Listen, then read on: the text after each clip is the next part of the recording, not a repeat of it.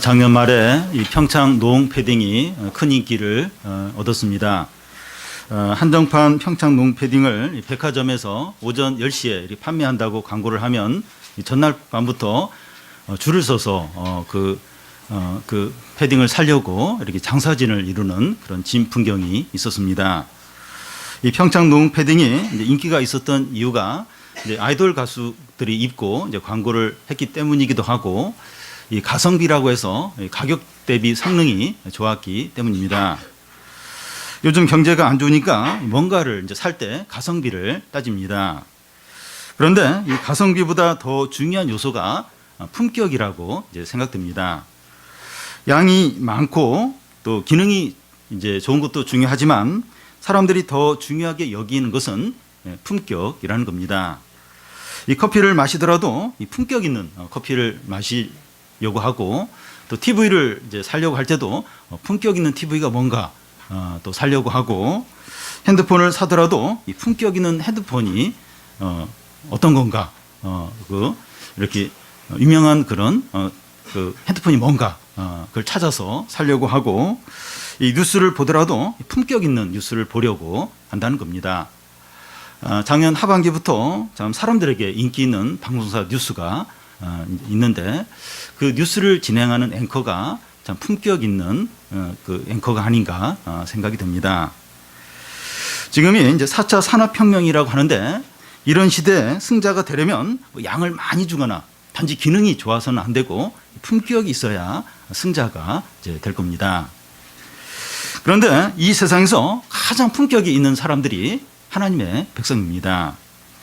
우리가 이 팔복의 말씀처럼 살기만 하면 그야말로 최고의 품격을 가진 자들이라는 겁니다. 그래서 주님은 우리에게 너희는 세상의 소금이고 빛이라고 하셨습니다.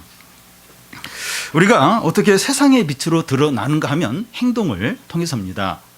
우리가 하나님의 말씀에 순종하면 그런 우리의 삶이 세상의 빛으로 드러나는 겁니다. 오늘 말씀에서 우리가 세상의 빛으로 드러나는 또 한 가지를 이야기하는데, 우리의 말이라는 겁니다. 우리가 이제 어떤 말을 하는가에 따라서 참 우리가 어떤 자인가 하는 것으로 드러나게 됩니다. 기업에서 이제 직원들을 뽑을 때 한 사람을 가지고 2시간 이상 이렇게 면접을 하기도 하고, 또 이렇게 2박 3일 합숙을 해서 계속 이제 이렇게 면접을 하게 되는데, 이 대화를 많이 하다 보면 그 사람이 어떤 사람인가 하는 것이 드러나게 됩니다. 그래서 이 믿는 자들이 하는 말은 그들이 어떤 자인가 하는 것을 드러낸다는 겁니다. 믿는 자들이 거짓말을 하거나 또 욕을 하거나 또 성적인 농담을 하거나 헛된 말을 하거나 험담을 하면 이 세상의 빛으로 보기 어렵다는 겁니다. 특히 믿는 자들이 어떤 약속을 하고 맹세를 하고 나서 지키지 않을 때 이 세상의 빛이 빛으로 보기가 힘들다는 겁니다. 오늘 말씀은 그 믿는 자들의 맹세에 대한 것을 이제 다룹니다. 사람들이 왜 맹세를 합니까? 그냥 평범하게 이야기하면 안 믿어주니까 이제 맹세를 이제 하는 겁니다. 우리 사회에서 은행이나 이제 대부업체에서 돈을 빌리려면 이 담보를 맡게 됩니다. 돈을 갚지 못할 때 이 빌려준 돈을 회수할 수 있는 담보물을 확보한 후에 돈을 빌려줍니다. 은행도 그렇게 하지 않을 수 없는 이유가, 이제 돈을 빌릴 때는 꼭 갚겠다고 약속을 하는데 돈을 안 갚는 사람이 많은 거예요. 그래서 이 담보를 이제 잡는 겁니다. 우리 사회는 신뢰가 이미 다 깨어졌기 때문에 계약을 할 때 말을 하지만 그 말을 이제 지키지 않을 걸 전제로 해서 여러 가지 조항들을 이렇게 다 놓고 그러면서 이제 계약을 하게 됩니다. 세상에서 사람들은 서로의 말을 평범하게 하면 안 믿어요. 그래서 맹세를 해야 이제 믿을까 말까 이제 합니다. 주님은 이런 세상에 사는 우리들에게 맹세를 하지 말라는 거예요. 물론 모든 맹세를 하지 말라 하는 것이 아니라, 사람들이 자기 말을 믿어주지 않으니까 믿게 하려고 하는 그런 맹세는 하지 말라는 겁니다. 오늘 말씀에서는 우리가 이제 맹세를 하지 않아야 되는 이유가 뭔가, 그러면 또 맹세하는 대신 우리는 어떻게 해야 되는가 하는 것을 말씀합니다. 먼저 예수님 당시에 사람들이 맹세에 대해서 어떻게 생각을 하느냐 하는 겁니다. 이 33절을 보면 또 옛사람에게 말한 바 헛맹세를 하지 말고 내 맹세한 것을 주께 지키라 하였다는 것을 너희가 들었으나, 구약시대 이 선지자들이나 신앙의 사람들이 맹세를 자주 하는 것을 볼 수 있습니다. 열왕기하에 보면 엘리사가 이제 나하만에게 요단강에 가서 몸을 이렇게 7번 담그면 문둥병이 낫는다, 이런 말을 하자 처음에는 나하만이 안 들었다가 그 말을 듣고 이제 요단강에 몸을 담그자 문둥병이 깨끗하게 낫습니다. 그러자 나하만이 자기 나라에서 가져온 예물과 많은 돈을 이제 엘리사에게 이제 주려고 합니다. 그래서 엘리사가 내가 하나님의 이름으로 맹세하노니 절대로 받지 않겠다고 하면서 안 받습니다. 근데 잠시 후에 엘리사의 종 게하시가 그것을 보면서 나도 하나님의 이름으로 맹세하노니 나는 반드시 받겠다 이러고 나서 이 엘리사 그 나만을 쫓아가서 그 옷하고 그 돈을 이제 받아옵니다. 구약 시대 하나님의 이름으로 맹세를 하고 잘 지켜서 이 하나님께 영광을 돌리는 경우도 있었고, 이 거짓 맹세를 해서 하나님의 이름을 욕되게 하는 경우도 있었습니다. 그래서 예수님 당시에 이 사람들이 맹세에 대해서 알고 있는 것은 헛맹세를 하지 말고 맹세를 하면 하나님께 잘 지켜라, 이렇게 알고 있는 겁니다. 이 헛맹세를 하지 말라는 것은 그 레위기 19장 12절에 이제 근거를 두고 있습니다. 너희는 내 이름으로 거짓 맹세를 함으로 내 하나님의 이름을 욕되게 하지 말라. 나는 여호와라 하는 겁니다. 또 내 맹세한 것을 주께 지키라 하는 것은 우리가 전에 살펴본 신명기 23장 그 21절에 이제 근거를 두고 있는데요. 내 하나님께 서원하였거든 갚기를 더디하지 말라. 내 하나님 여호와께서 반드시 그것을 내게 요구하시리니 더디면 그것이 내게 죄가 될 것이다. 여기 서원하다 하는 것은 맹세하는 것을 말합니다. 이렇게 맹세를 하고 나서 그걸 막 이렇게 뭐 자꾸 미루고 그렇게 하지 말라는 거예요. 맹세하면 빨리 그걸 지키라는 겁니다. 그걸 자꾸 미루면 하나님께 죄가 된다는 겁니다. 그래서 이제 그 당시 사람들은 맹세를 해도 된다는 거예요. 맹세를 해도 되는데 거짓 맹세만 하지 말고 맹세를 했으면 꼭 지켜라. 이렇게 이제 알고 있었습니다. 그래서 그 당시 유대인들은 그 하나님의 이름이나 다른 어떤 큰 이름을 걸고 맹세를 많이 했습니다. 마태복음 23장에 보면 그런 예들이 이제 나와 있는데요. 누구든지 성전으로 맹세하면 지키지 않아도 되지만 성전의 금으로 맹세를 하면 꼭 그 맹세를 지키고, 또 제단으로 맹세를 하면 지키지 않아도 되지만 제단 위에 있는 예물을 대해서 이렇게 예물을 가지고 맹세를 하면 꼭 지켜야 된다. 그렇게 했습니다.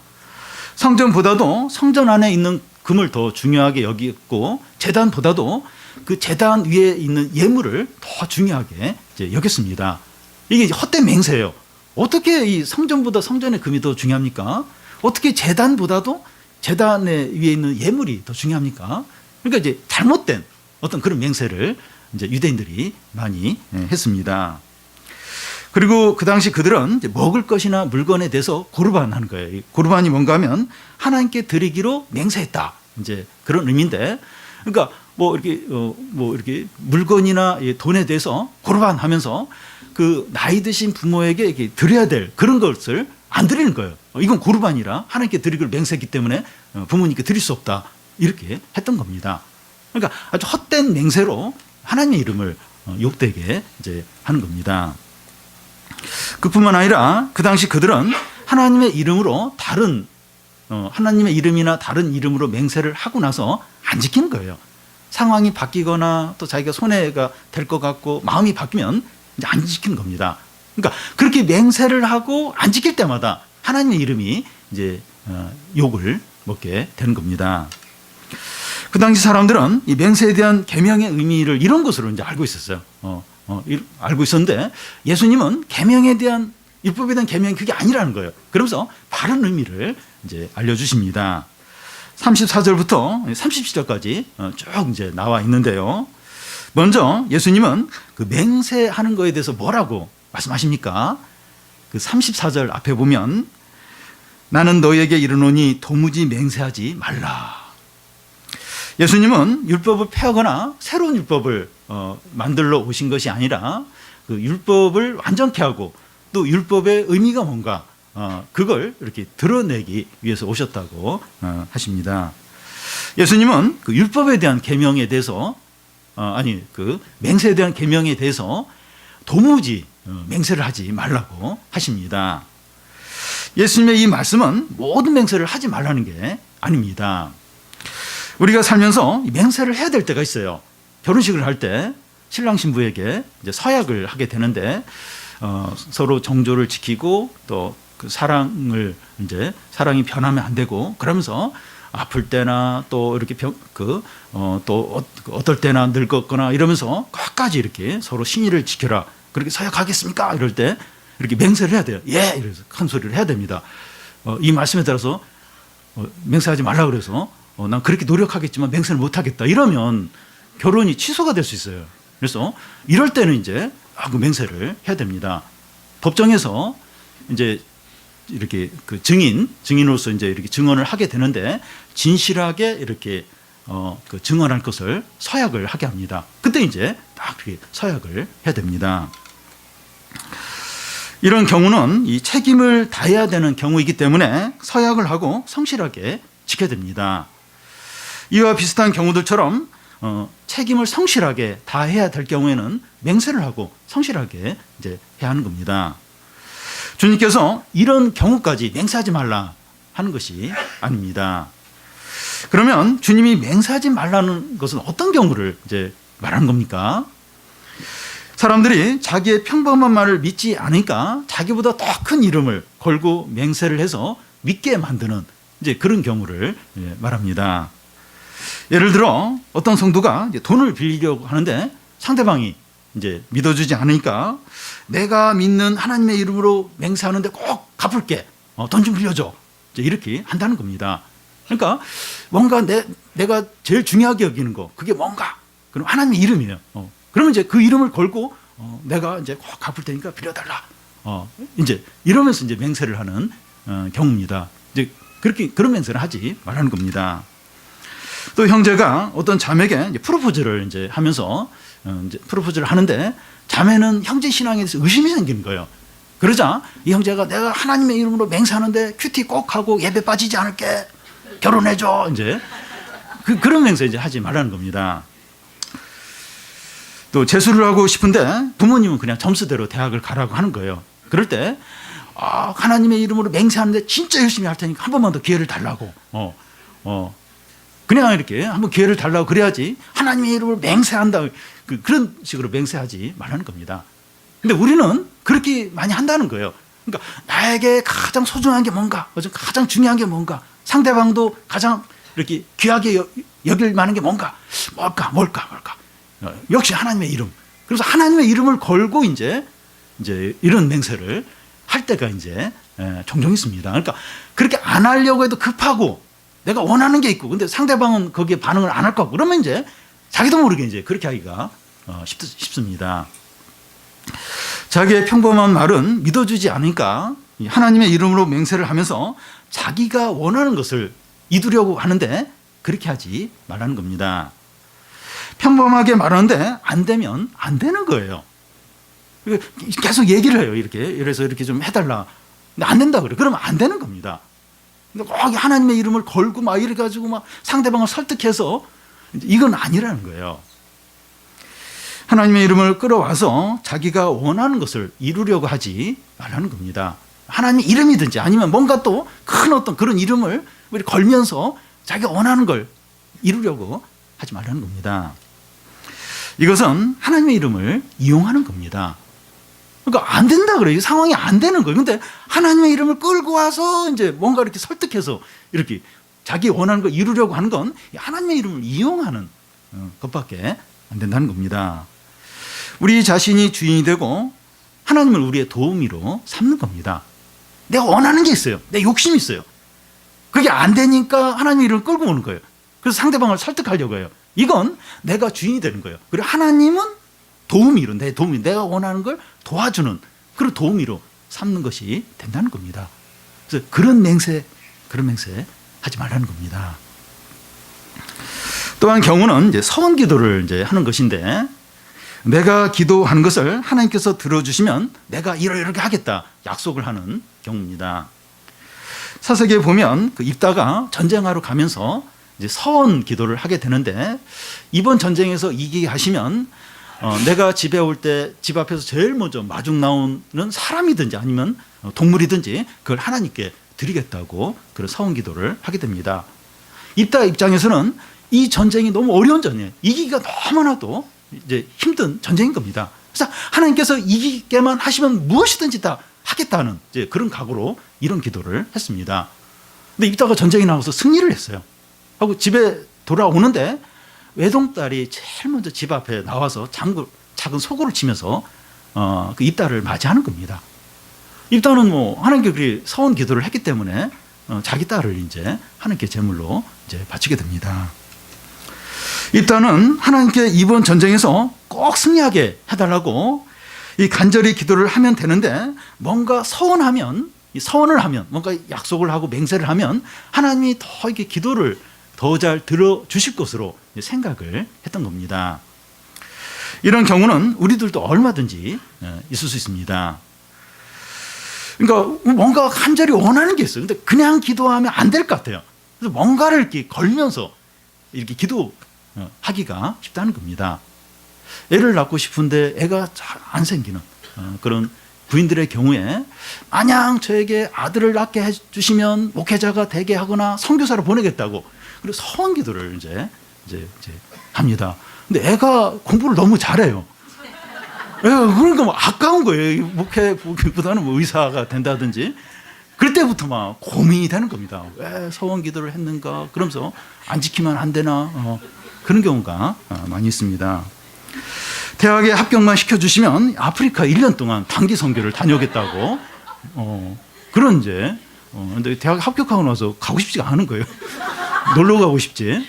그래서 이제 막 고민을 하게 되고, 취직만 시켜주시면 11조가 아니라 12조를 드리겠다고 10분의 1을 선교 사역과 또 주님의 나라를 위해서 쓰겠다고. 근데 뭐 아까운 거예요. 이거 아깝고 그런 경우가 얼마나 많은지 모릅니다.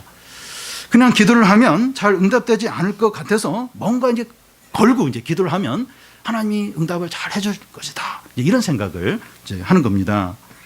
뭔가 맹세를 해야 기도에 능력 있는 것처럼 여겨지는 겁니다. 물론 뭐 본인도 더 그럴 거예요. 뭔가 걸고 하면 본인도 더 이제 이렇게 간절하게 이제 하는 부분도 있겠지만, 그러니까 뭔가를 이렇게 딱 걸어야 기도에 능력이 있다. 이런 생각을 이제 하는 겁니다. 그런데 하나님은 그런 분이 아니십니다. 하나님의 은혜와 사랑과 인자는 끝이 없어요. 끝이. 하나님의 신실하시면 끝이 없습니다. 그 사랑과 그게 얼마나 크고 넓은지 모릅니다. 우리가 뭔가 약속하지를 않고 간절하게 기도를 해도 하나님 얼마든지 들어주신다는 겁니다.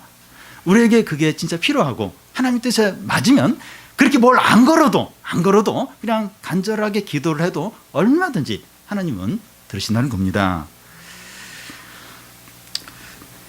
그런데 이제 이런 식으로 기도하는 게 우리 중심으로 기도하는 것이고, 이제 하나님을 이제 이렇게 뭔가 이렇게 하나님을 우리식으로 이제 끌어들이는 건데, 이런 식으로 기도하지 말라는 거예요. 이런 서원 기도, 이런 맹세 하지 말라는 겁니다. 예수님은 그 당시에 그 유대인들이 맹세할 때 주로 사용하는 이름들이 어떤 건가 하는 것을 언급을 하십니다. 34절 중간부터 36절까지 나오는데, 하늘로도 하지 말라 이는 하나님의 보좌임이요, 땅으로도 하지 말라 이는 하나님의 발등상이요, 예루살렘으로도 하지 말라 이는 큰 임금의 성임이라.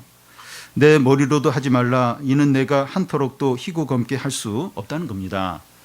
그 당시 유대인들은 그 맹세할 때 자기보다 더 큰 존재의 이름을 걸고 맹세를 했습니다.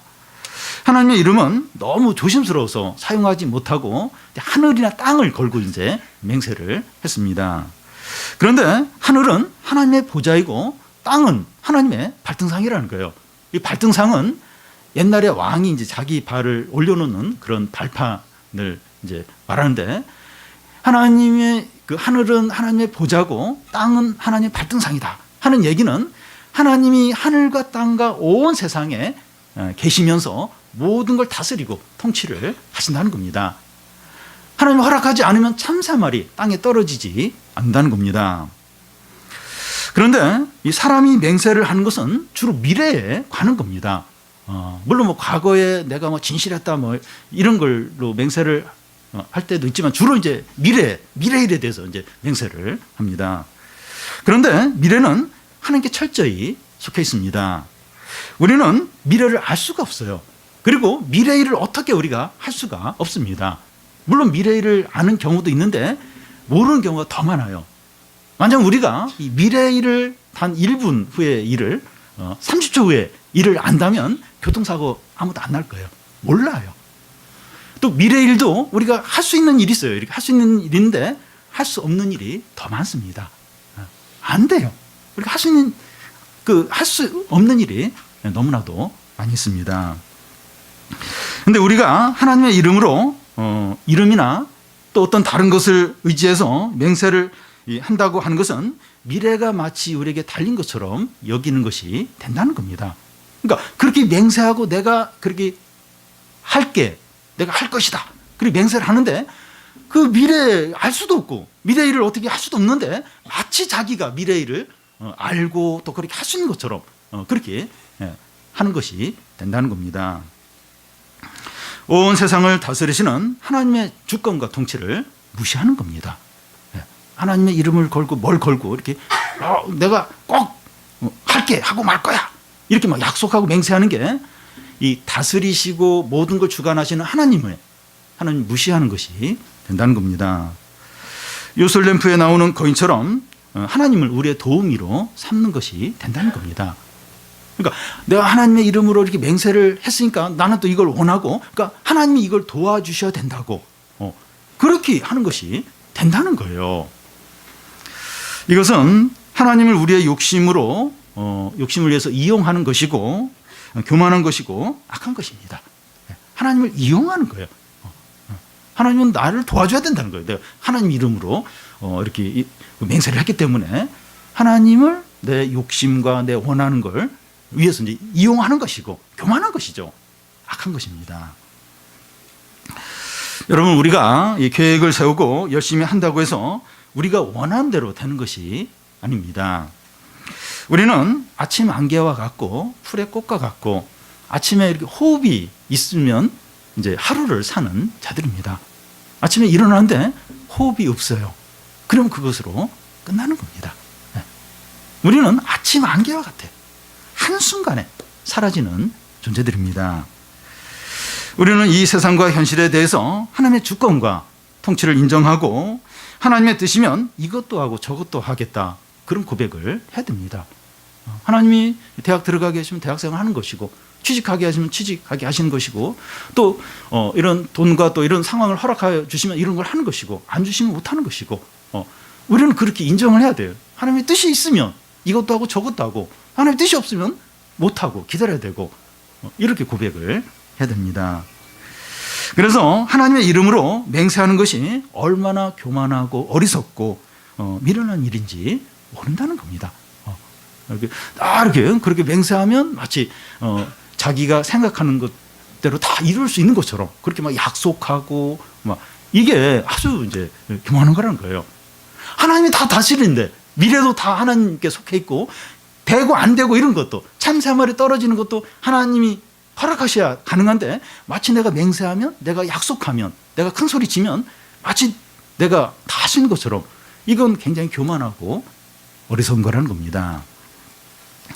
여기 또 예루살렘으로 하지 말라 이는 큰 임금의 성이라 이제 하는데 예루살렘의 이름으로도 이제 맹세하는데 이 예루살렘에 큰 임금이 다스리고 있다는 겁니다. 그러니까 예루살렘도 큰 임금이 다스리지 네가 어떻게 자지우지 할 수 있는 게 아니라는 겁니다. 세상에 너희보다 크고 강한 자들이 많기 때문에 너희가 마음먹은 대로 되지 않는다는 겁니다. 세상이 절대로 호락호락하지 않다는 거예요. 내가 막 결심하고 내가 열심히 하고 막 내가 큰 소리 쳤으니까 내가 뭐 이것저것 다 이렇게 할 수 있을 거다. 그렇지가 않다는 겁니다. 그래서 이 청소년들은 대학 입시를 치르면서 이제 한번 겸손해져요. 그 전까지는 막 굉장히 환상 가운데 있다가 이 고2, 고3이 되면서 겸손해져요. 이 현실을 이제 현실을 자, 내 생각대로 안 되는구나. 나는 이제 아무것도 아니구나. 이걸 이제 느끼게 됩니다.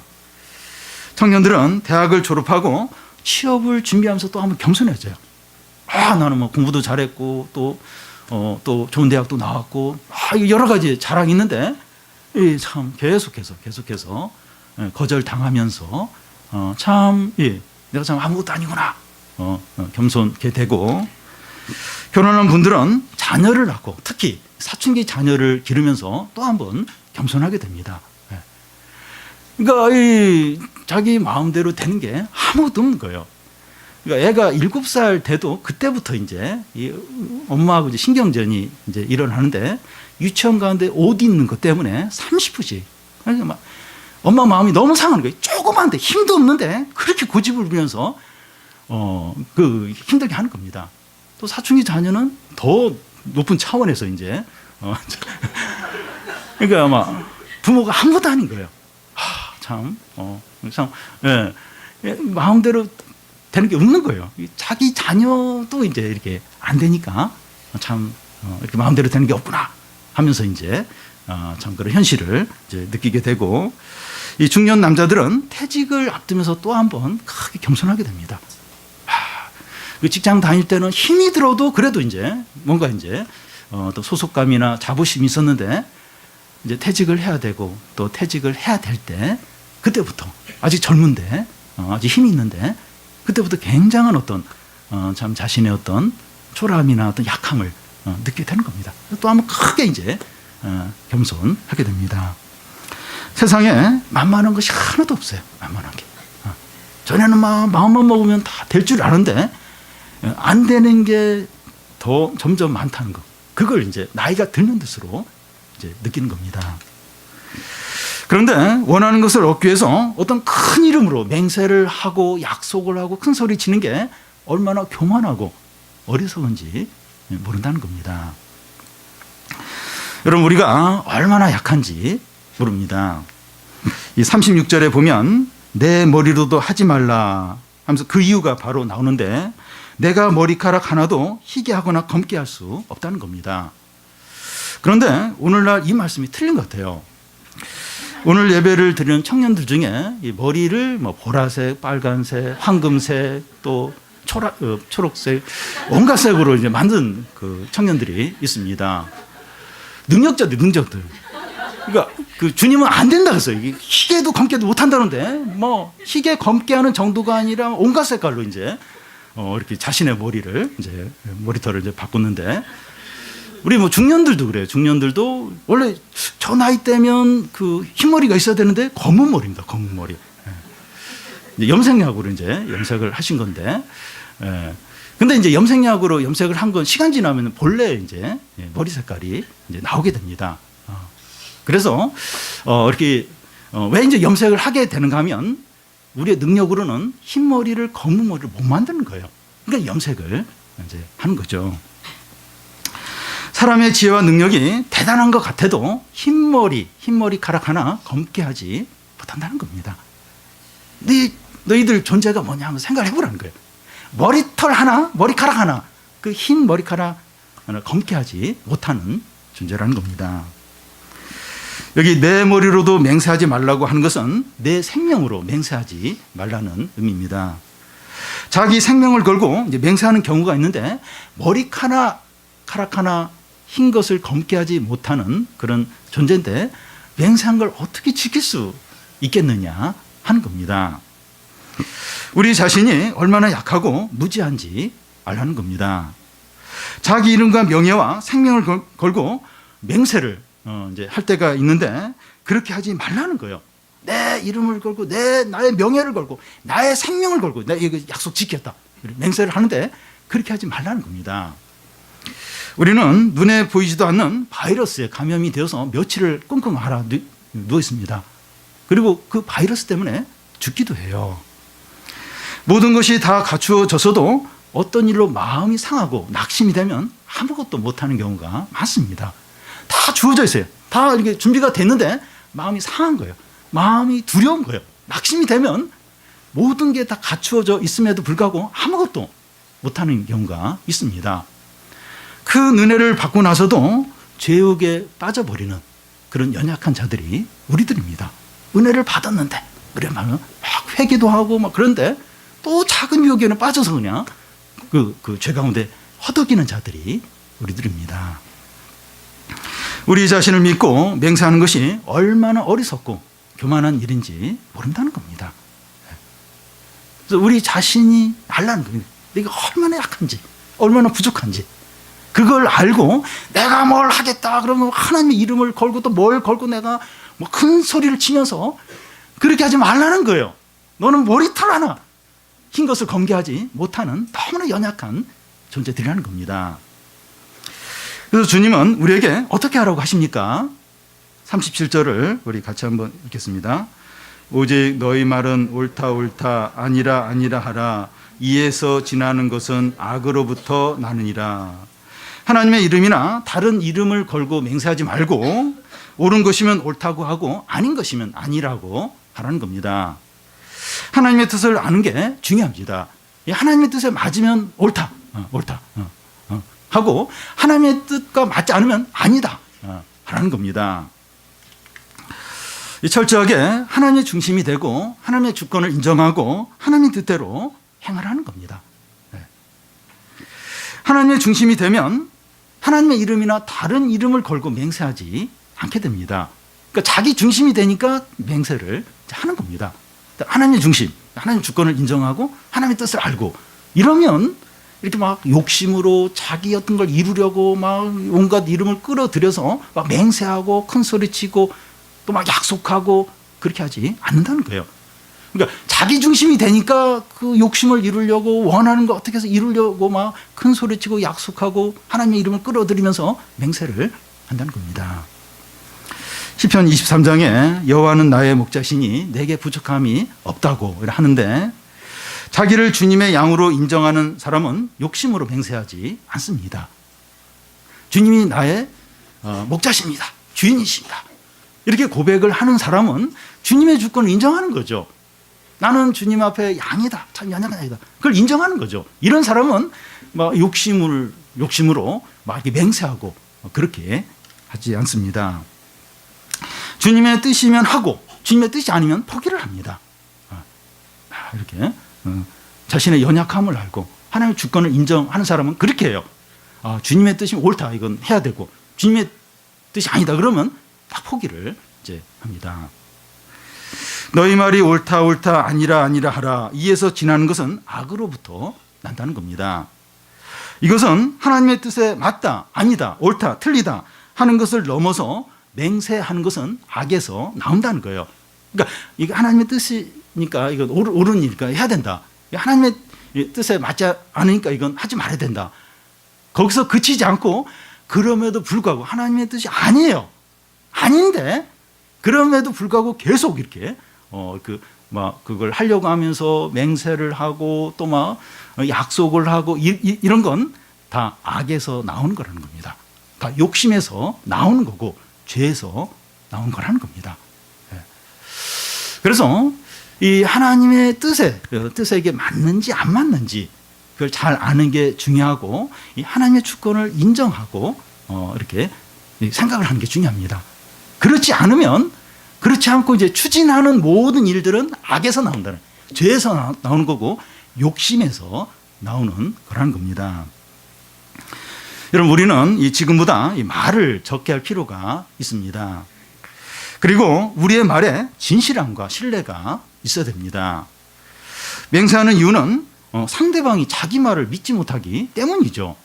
못 믿으니까 자꾸 맹세를 하고 어떤 지나친 어떤 약속을 하게 되는 거죠. 우리가 평범하고 단순하게 말해도 상대방이 우리 말을 믿을 수 있는 그런 신뢰가 회복이 돼야 됩니다. 평범하게 이야기해요. 단순하게 이야기하는데 그걸 상대방이 그대로 이제 믿어주는 그런 신뢰가 우리에게 회복이 돼야 됩니다. 오늘날 한국교회와 교인들은 이 세상 사람들로부터 온갖 비난과 불신을 받고 있습니다. 지금 불법 기업을 운영했다고 수사를 받고 있는 전직 대통령은 교회, 대형 교회 장로이고 또 성추행으로 언론의 주목을 받고 있는 어떤 검사도 대형교회 직분자입니다. 무엇보다도 그들이 하는 말이 대부분 거짓말이에요. 진실이 없습니다. 진실되지가 않아요. 계속 거짓말하고 엉뚱한 이야기만 하고 있습니다. 성도가 하나님의 이름으로 맹세하고 지키지 않을 때도 하나님의 이름이 욕을 먹지만, 성도가 거짓말을 해도 하나님의 이름이 불명예를 받습니다.